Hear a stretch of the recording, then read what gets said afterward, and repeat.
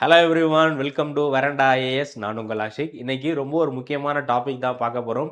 இந்தியாவுடைய nuclear energy ஹிஸ்ட்ரியில் ஒரு முக்கியமான ஈவெண்ட் நடந்திருக்கு. இந்தியா ஒரு முக்கியமான அச்சீவ்மெண்ட் பண்ணியிருக்காங்க. அது என்ன அப்படிங்கிறத பார்க்கலாம் நம்ம. நீங்கள் நம்ம சேனல் இன்னும் சப்ஸ்கிரைப் பண்ணல அப்படின்னா மறக்காமல் சப்ஸ்கிரைப் பண்ணிடுங்க. டெய்லியும் நம்ம கரண்ட் அஃபேர்ஸில் இன்டர்நேஷ்னல் நேஷ்னல் டாப்பிக்கில் ட்ரெண்டிங்காக போயிட்டு இருக்க சம்மந்தம் பற்றி ரொம்ப சிம்பிளான எக்ஸ்ப்ளனேஷனில் பார்த்துட்ருக்கோம். ஸோ உங்களுக்கு கரண்ட் அஃபேர்ஸ் இன்ட்ரெஸ்ட் இருந்துச்சு அப்படின்னா நம்ம சேனலை சப்ஸ்கிரைப் பண்ணுங்கள். இன்னைக்கு என்ன நியூஸ் அப்படின்னா, நம்ம இந்தியாவுடைய புரோட்டோடைப் ஃபாஸ்ட் பிரீடர் ரியாக்டர் கல்பாக்கத்தில் புரோட்டோடைப் ஃபாஸ்ட் பிரீடர் ரியாக்டர் அப்படிங்கிற ஒரு நியூக்ளியர் எனர்ஜி உற்பத்தி பண்ணக்கூடிய ரியாக்டர் இருக்கு. அது வந்து கிரிட்டிகாலிட்டி அப்படிங்கிற ஒரு ஸ்டேஜை அட்டைன் பண்ணியிருக்கு. இது என்ன அப்படிங்கிறத வந்து பார்க்கலாம். ஸோ இது எல்லாமே உங்களுக்கு புது ஒரு வார்த்தையாக இருக்கும். Nuclear reactor fast breeder nuclear ரியாக்டர்னா என்ன, அதே மாதிரி கிரிட்டிகாலிட்டினா என்ன அப்படிங்கிற மாதிரி உங்களுக்கு நிறையா டவுட் இருக்கும். ஸோ ரொம்ப சிம்பிளாக நான் எக்ஸ்பிளைன் பண்ணுறேன். ஃபஸ்ட்டு நம்ம எனர்ஜி, நம்மளுக்கு ஃபேன் ஓடுது, லைட் ஓடுது, இந்த மாதிரி எல்லாத்துக்கும் நமக்கு எனர்ஜி தேவை. இந்தியாவை பொறுத்தவரை எனர்ஜி நிறைய விஷயம் மூலிமா ஜென்ரேட் பண்ணுறாங்க. நிலக்கரி மூலிமா எனர்ஜி வந்து ஜென்ரேட் பண்ணுறாங்க. அதேமாதிரி இப்போ நிறைய வீடுகளில் நம்ம ரூஃப் டாப்பில் சோலார் பேனல் வச்சு எனர்ஜி ஜென்ரேட் பண்ணுறோம். அதே மாதிரி நிறைய இடங்கள் நம்ம காற்றாலைகள் விண்டு மில் பார்த்துருப்போம். அந்த விண்ட் மில் மூலிமா எனர்ஜி ஜென்ரேட் பண்ணுவாங்க.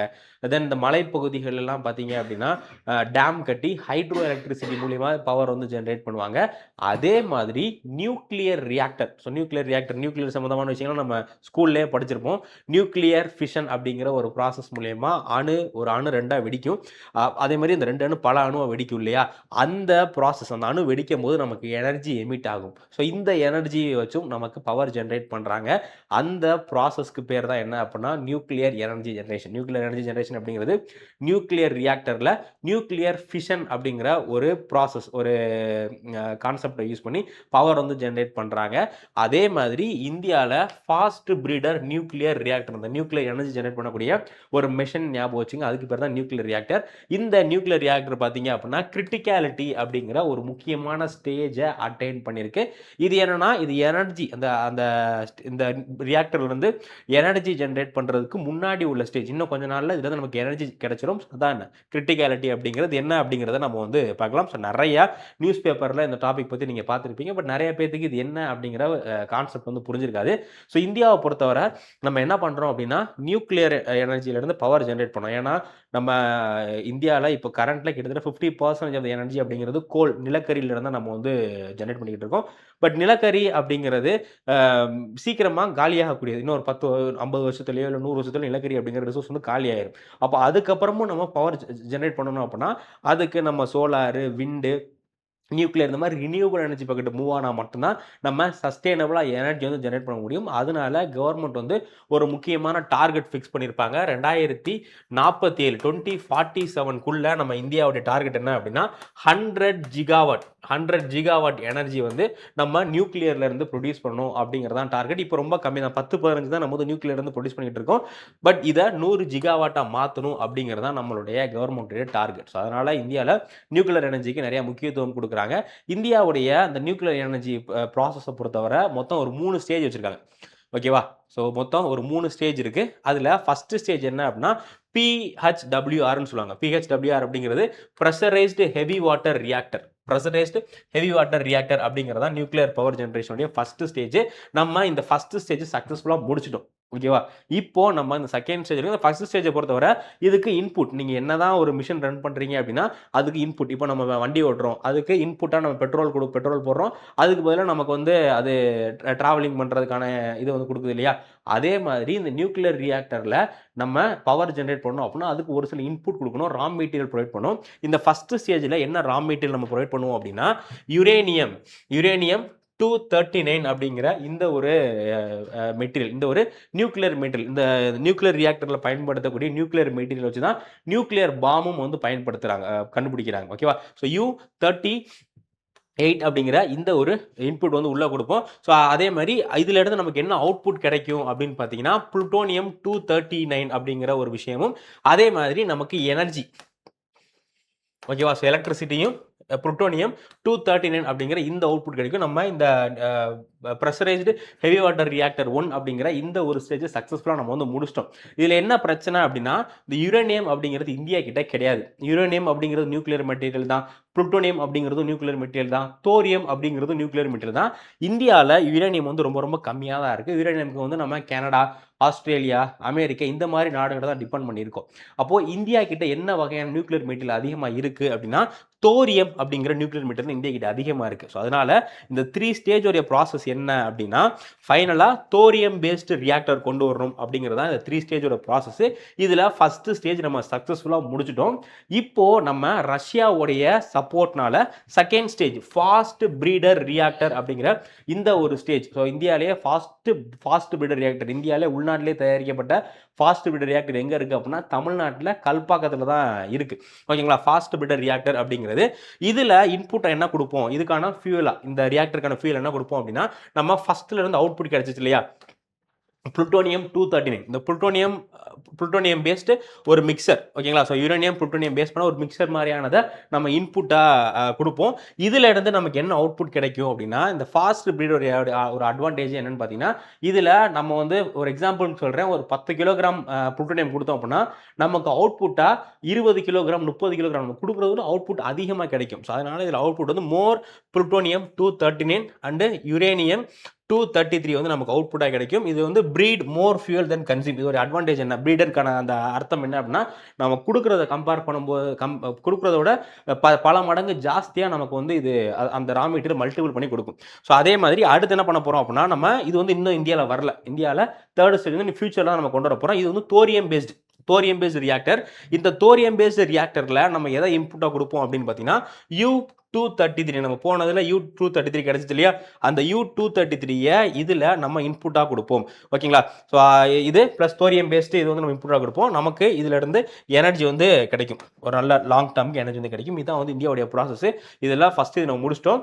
இப்போது இந்த ஃபாஸ்ட் பிரீடர் ரியாக்டரில் ஒரு முக்கியமான அச்சீவ்மெண்ட் நடந்திருக்கு. என்ன அச்சீவ்மெண்ட் அப்படின்னா, கிரிட்டிகாலிட்டி அப்படிங்கிற ஒரு ஸ்டேஜ் அட்டைன் பண்ணியிருக்கு. இந்த ஃபாஸ்ட் பிரீடர் ரியாக்டரை பொறுத்தவரை இதுக்கு பேர் prototype fast breeder reactor, PFRB, prototype fast breeder ரியாக்டர்னு சொல்லுவாங்க. இது தமிழ்நாட்டில் எங்கே இருக்குது அப்படின்னா தமிழ்நாட்டில் கல்பாக்கத்தில் வந்து இருக்குது. இதோடைய கெப்பாசிட்டி என்ன அப்படின்னா 500 மெகாவாட். எவ்வளோ? 500 மெகாவாட் எனர்ஜி ஜென்ரேட் பண்ணுறது தான் இதோடைய முக்கியமான விஷயம். இதை டிசைன் பண்ண ஏஜென்சி வந்து Indira Gandhi centre for atomic research. அப்படிங்கிற இந்த ஒரு அமைப்பு இருக்குது. இவங்க தான் ரஷ்யாவுடைய ஹெல்ப் மூலியமா இந்த ஃபாஸ்ட் பிரீடர் ரியாக்டரை டிசைன் பண்ணாங்க. இதை கன்ஸ்ட்ரக்ட் பண்ணது யாரு அப்படின்னா, பாரதிய நபீக வித்யுத் நிகம் லிமிடெட், பாரதிய நபியுக் வித்யுத் நிகம் லிமிடெட். நீங்க காம்படிட்டிவ் எக்ஸாம்ஸ்க்கு ப்ரிப்பேர் பண்றீங்க அப்படின்னா இந்த டீட்டெயில்ஸ்லாம் நோட் பண்ணி வச்சுங்க, ஏன்னா கண்டிப்பாக இதெல்லாம் வந்து கேட்பாங்க. ஸோ இதுதான் வந்து இந்தியாவுடைய ஃபஸ்ட்டு. அதே மாதிரி வேர்ல்டுலேயே ரஷ்யா கிட்ட மட்டும்தான் அந்த டெக்னாலஜி, இந்த ஃபாஸ்ட் பிரீடர் ரியாக்டருக்கான டெக்னாலஜி வேர்ல்டுலேயே ஃபஸ்ட்டு ரஷ்யா கிட்ட மட்டும்தான் இருக்குது. இப்போது ரெண்டாவதாக இந்தியாவுக்கு இந்த டெக்னாலஜி வந்து வந்திருக்கு. இப்போது இந்த கிரிட்டிகாலிட்டி அப்படிங்கிறது என்னென்னு பார்க்கலாம். ஏன்னா இப்போது இதுக்கு இந்த ஃபாஸ்ட் ரியாக்டர் ஓப்பன் பண்ணி கிட்டத்தட்ட ஒரு 2 இயர்ஸ் கிட்ட ஆயிடுச்சு.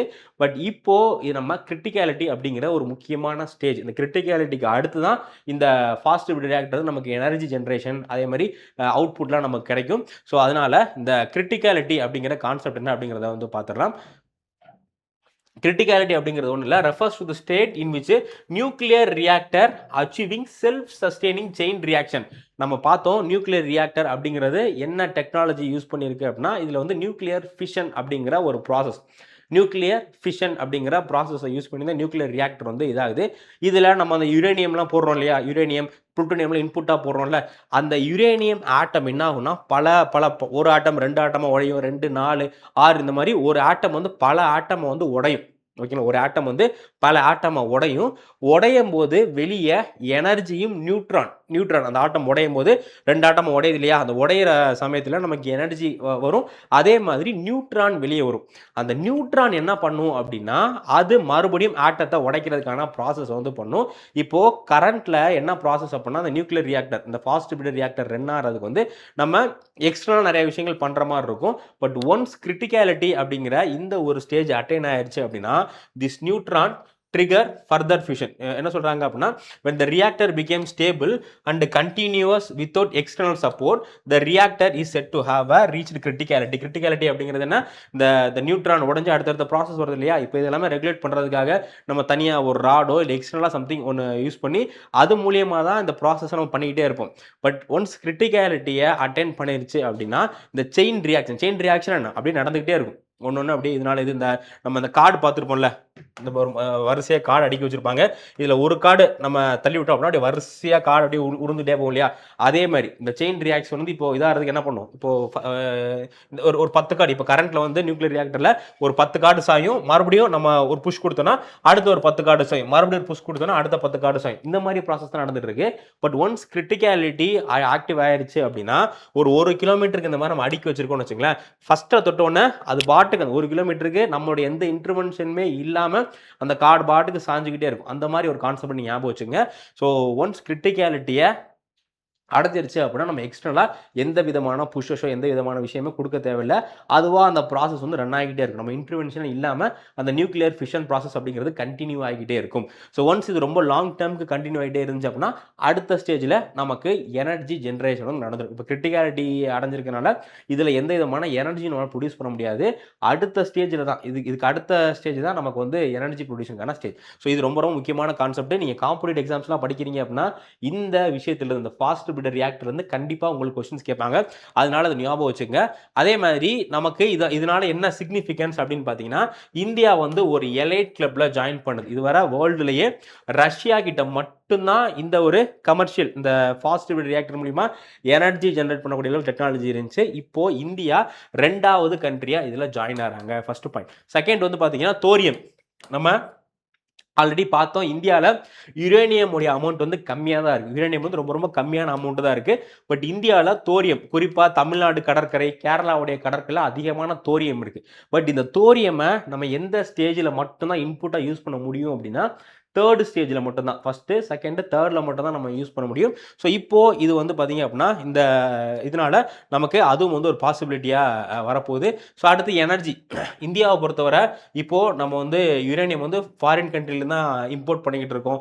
அதே மாதிரி நம்ம எனர்ஜி ஜென்ரேஷனில் அதிகமான இன்புட் வந்து கோல்ல தான் நம்ம யூஸ் பண்ணிக்கிட்டு இருக்கோம். ஒன்ஸ் இந்த ப்ராசஸ் சக்ஸஸ்ஃபுல்லாக ஆயிடுச்சு அப்படிங்கிற பட்சத்தில் நம்ம என்ன பண்ணலாம், நம்ம வந்து இதுலேருந்தே நம்மளுடைய நியூக்ளியர் எனர்ஜியிலேருந்தே நம்ம இதை வச்சு அதிகமான பவர் வந்து ஜென்ரேட் பண்ணலாம்.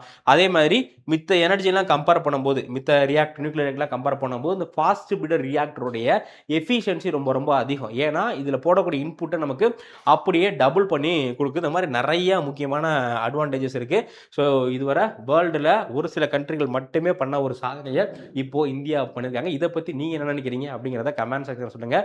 இதே மாதிரி டெய்லியும் முக்கியமான டாபிக் வந்து நம்ம போட்டுட்ருக்கோம். நீங்கள் காம்படிட்டிவ் எக்ஸாம்ஸ்க்கு படிச்சுட்டு இருந்தாலும் சரி, இல்லை ஒரு காமன் மேனாக இருக்கீங்க அப்படின்னாலும் சரி, இந்த வீடியோ உங்களுக்கு யூஸ்ஃபுல்லாக இருக்கும். அதே மாதிரி இப்போ சம்மர் லீவ்லாம் ஆரம்பிக்க போது உங்களுடைய குழந்தைகளுக்கு நீங்கள் மித்த சேனல்ஸ்லாம் இது பண்ணுறதுக்கு நம்ம சேனலில் வரக்கூடிய கண்டென்ட்டை ஒரு 10 நிமிஷம் டெய்லி அவங்க பார்த்துட்டே வந்தாங்க அப்படின்னா at the end of the day அவங்களுக்கு நிறைய நாலேஜ் வந்து அக்யூமுலேட் ஆகும். உலகத்தில் என்னென்ன விஷயங்கள் நடக்குது அப்படிங்கிற நிறைய விஷயங்கள் ஸ்கூல் சொல்லித்தர நிறைய விஷயங்களை வந்து கற்றுக்கலாம். அதனால் உங்கள் ஃப்ரெண்ட்ஸ் அண்ட் ஃபேமிலி மெம்பருக்கு நம்ம சேனலில் ஷேர் பண்ணுங்கள். நம்ம அடுத்த வீடியோவில் சந்திக்கலாம். Thank you. Veranda IAS, where your dream becomes reality.